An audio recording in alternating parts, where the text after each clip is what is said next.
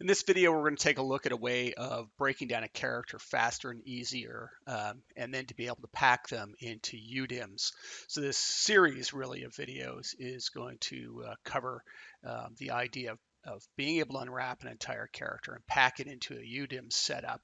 I'm going to start with the body down here. Now, I'm just going to isolate that with Alt-Q. And I'm going to start with the idea of doing half the amount of work. This character is effectively mirrored, and it should be mirrored. It's a mirrored character. To test that theory, I'm going to hit L on the keyboard and go to left, and then hit F3 to go to wireframe. And when you look through the character, you can see that it is indeed mirrored. Now, there are parts of this character that look like it got bumped off a little bit, and that's the arms for some reason.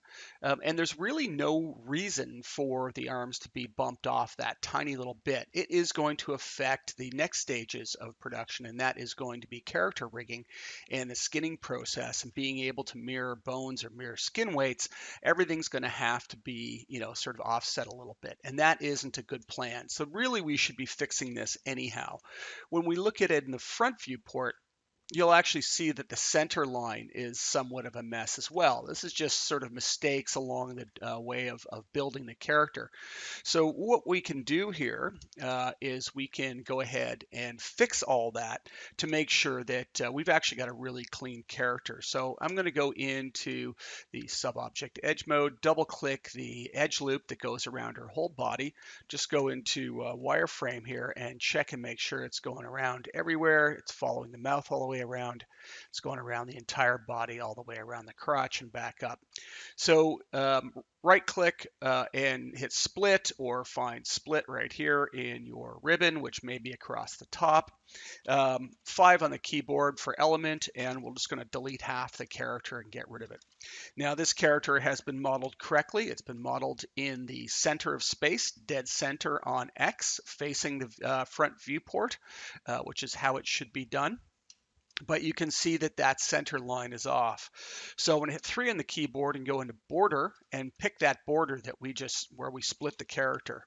And we've got that now selected. All I need to do is go into the align to X. So I'm going to align that. Now that'll align it, but it doesn't necessarily means it comes in at 0. And you can see it's off just that little bit. So I'm going to right click on the spinner just to zero it out, and it'll center that dead on.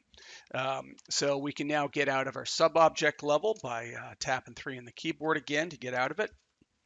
F3 back into our shaded view, and we're going to go in and add the symmetry modifier. I'm using the button sets here, so I can go into mesh editing, and then we can find the symmetry option, which automatically symmetries along Z, and in this case it's going to have to be X and not Z, and we're going to turn off the slice along mirror plane.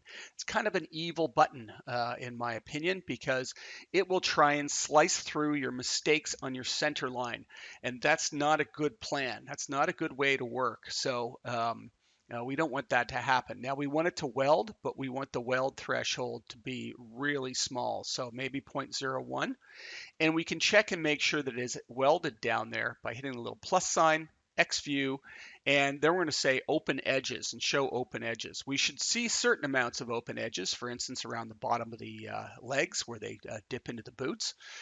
We shouldn't see anywhere else on this character. Maybe, I don't think even in the mouth. I think this has been capped off at the back here.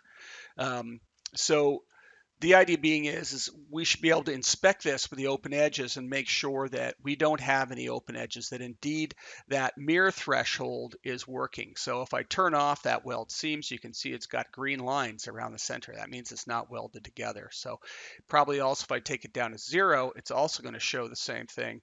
So we want to have that really low threshold. You don't want to start turning it up, and if you turn it up too high, what you'll find is you start getting a singularity made, so the character can start getting welded together. Now, this is actually more intelligent now that the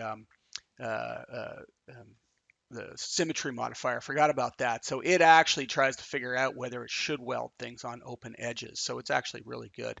I completely forgot that had been added. But you turn on proximity weld, it could actually weld it into a singularity. So don't do that. Yeah. Now what we want to do is we want to go about unwrapping this character, but we're going to unwrap it starting down at the bottom of the stack down here. So I'm going to add UV unwrap onto the model, and so I'm unwrapping now under the symmetry modifier. So I'm not unwrapping this, I'm unwrapping that, okay? And that is, again, Alt tilde to be able to turn on and off the show end result. But this is going to make our lives pretty darn easy to be able to unwrap these body parts. I'm going to take a look at breaking some of this up. I think it's already been broken up some already. What I'm going to do is I'm going to just go into phase 3 into polygon mode, Control A to pick everything. And you want to get rid of any seams that already exist on your model because they could mess you up down. So I'm just going to hit the quick planar map, and I'm just going to shove this out of the way so we've got it, out of the way. So it's going to look really weird, but we don't care about that for now. So back to 2 on the keyboard for the sub-object edge mode, and then we're going to look at where we're going to break this character up. What's the most logical places to bust this character into pieces? So we can take this all the way around here if we want. It's one possibility. We could take these right to this edge and consider this just part of the leg. That might work as well. It's going to function perfectly well if we do that and that, let's say, there to, not there, but there to there. And we're going to break the leg off. So we're going to say break. And if we go to polygons and select by element, you can see now you've got the element here. Same thing with the arms. Let's just bust those off. I should be able to double click right around. You could go further up the arm if you wanted and break it off up here. If you want to do that, you could go all the way up into here to break it off and have the arm going up and over the shoulder. I'll just do it here. It's a simple edge loop. It's carrying all the way around. Make sure you check. Break that off.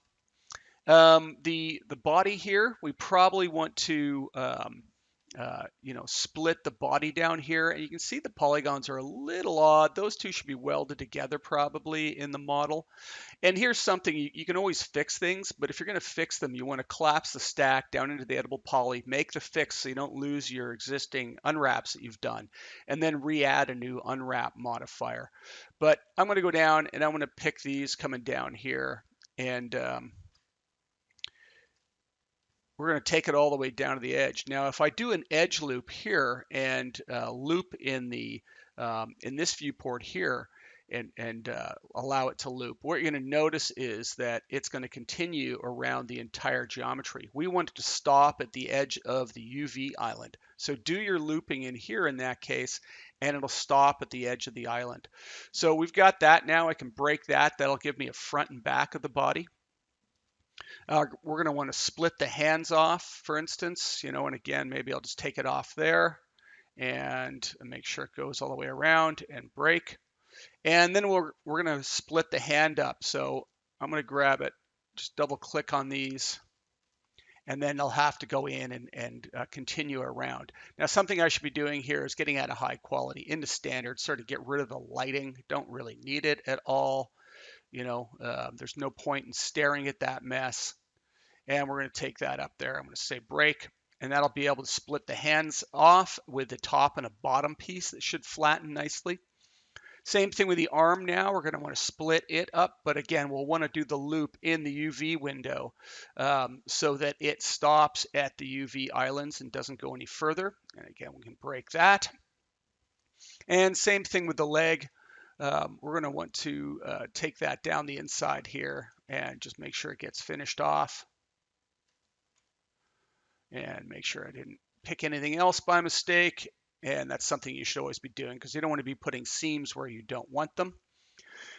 And then, of course, also around the face, tend to follow the hairline around. And that should give us, our face to break off. And then you're going to have to break off other elements. For instance, these pieces inside the eye could be broken off, or down inside the mouth really needs to get broken off. And you can go sort of on the inside edge of where the lips are sort of closed to. or you could follow it around further on the inside. But again, this mouth hasn't been done quite, nice perfect loops, but that should work. That's going to give us an inside mouth pocket. And then we might want to consider ears as well, to try and flatten them nicely. Just because you end up with, the ears being crushed into the side of the head.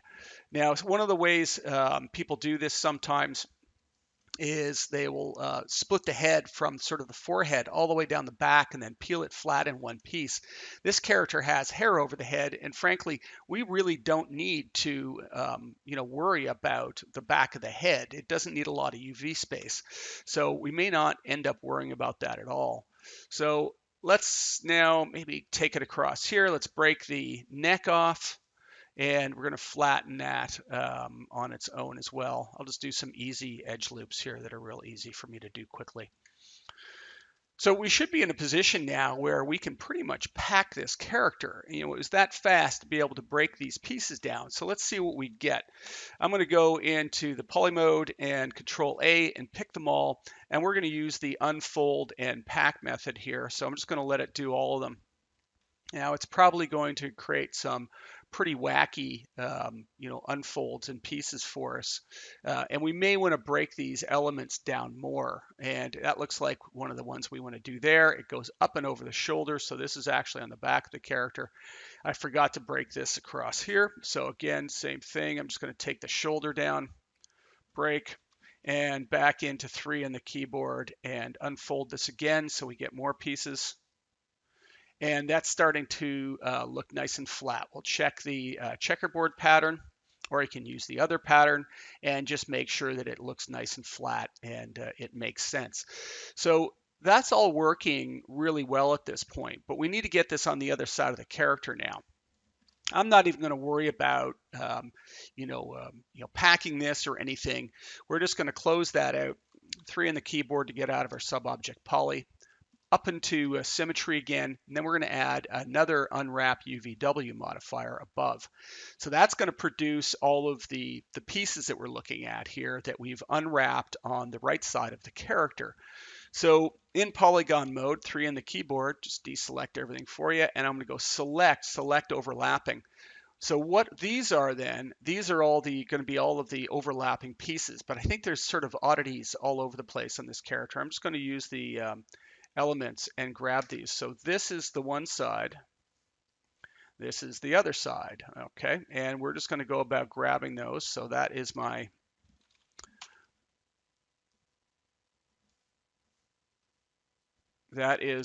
right, that's the left.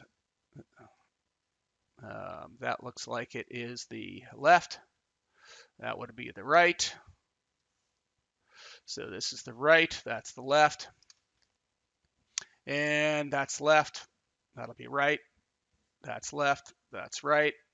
And so with the mouth pocket 2, we've got these 2 pieces, and we've got the back of the head, there we go, and we've got the face and the face.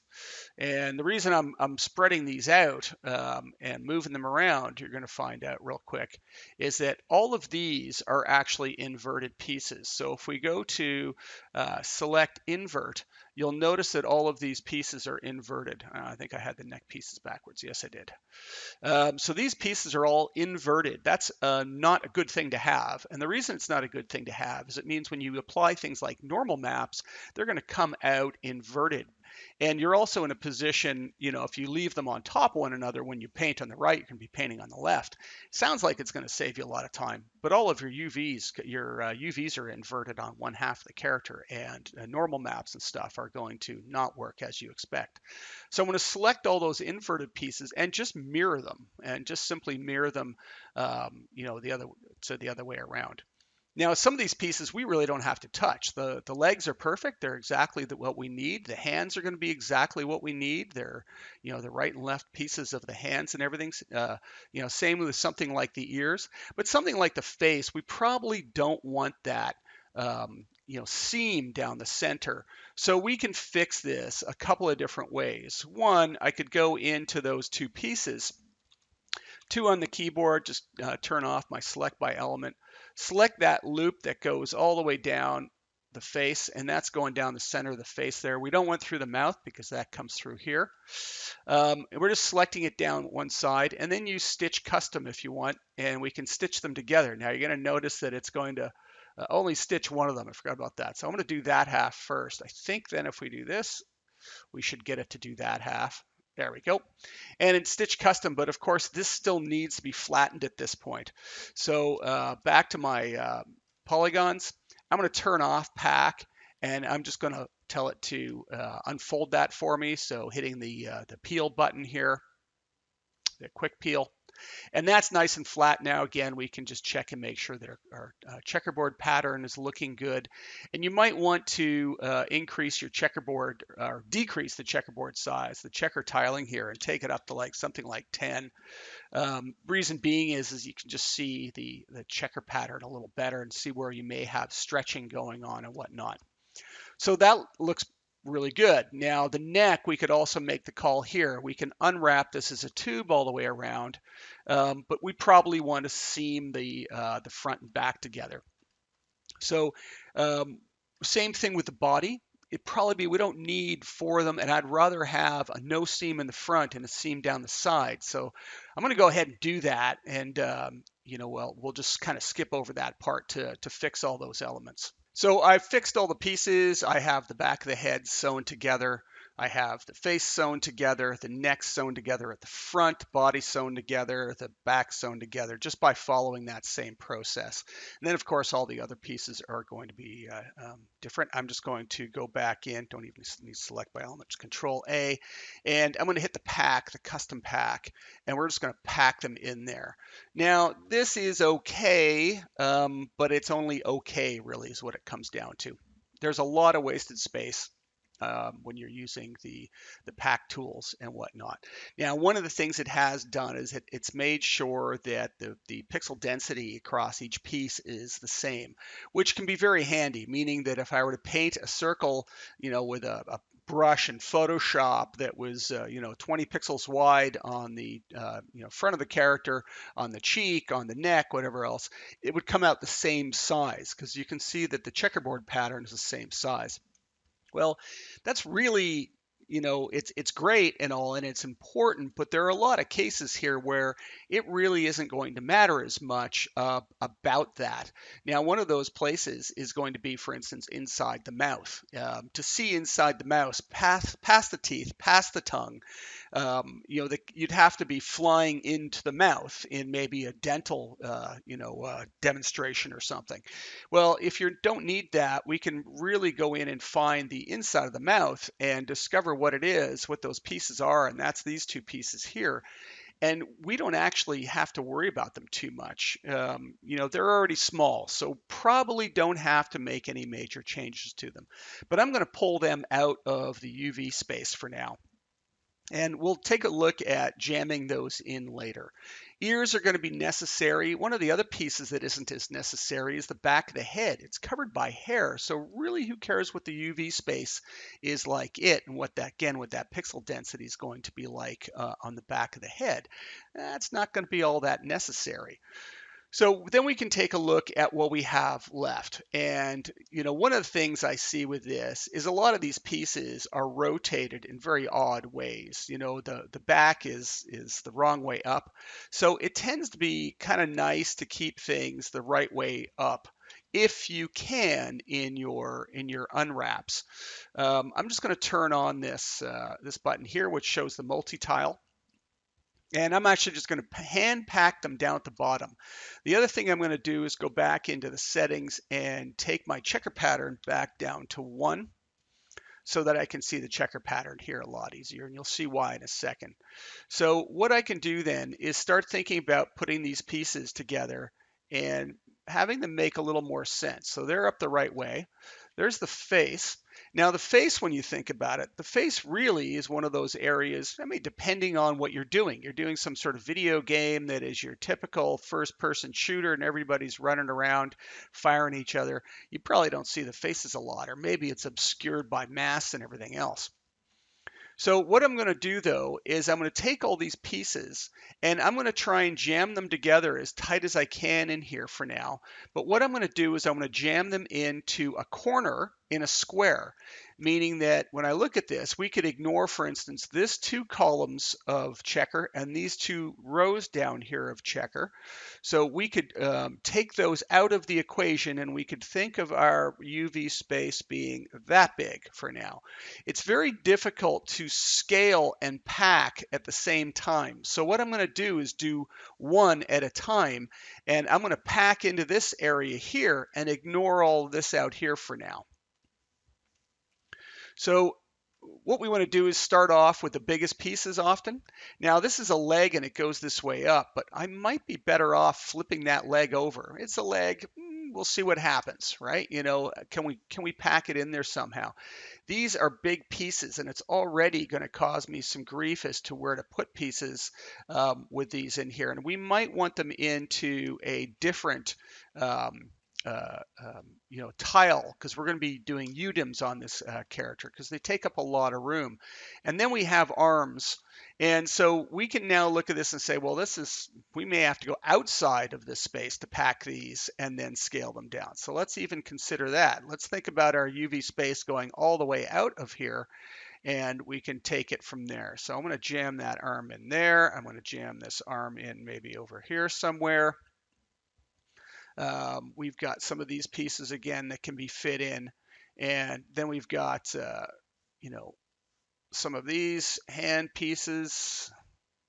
And I try and keep things like the right hand together with the left hand, the right hand pieces together. And we're going to take that over there, and this one will probably go in here somewhere.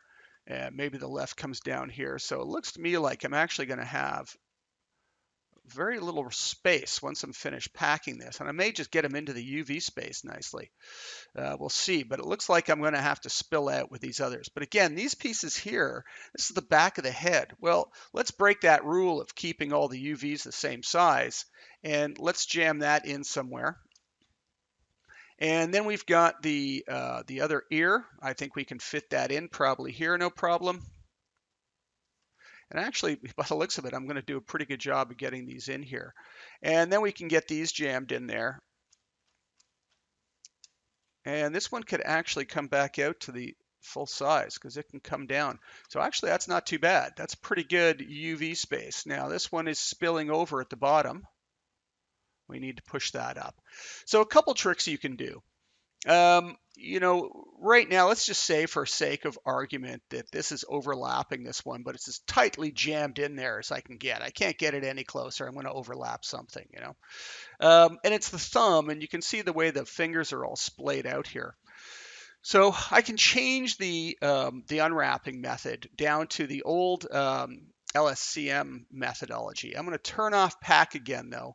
And what I'm going to do is in polygon mode, I'm going to turn on the this button here, which is peel mode, and you'll see it jumps just a little bit and it gives you these blue points. These blue points allow you to be able to pin areas, and right now it is turned on to auto pinned moved verts. So it's going to add these pins, and what these pins are, if we go over to the vertex level and move that, you'll see that it is pinning to that point that's there, which means I can also go and grab other points and just coax it into a better shape so that I don't have the the fingers splayed out as much. So I can kind of coax it over. And if we look at the UVs on this, okay, it's looking fine still. It's not completely destroying it. Now you can only push it so far and it starts becoming an issue.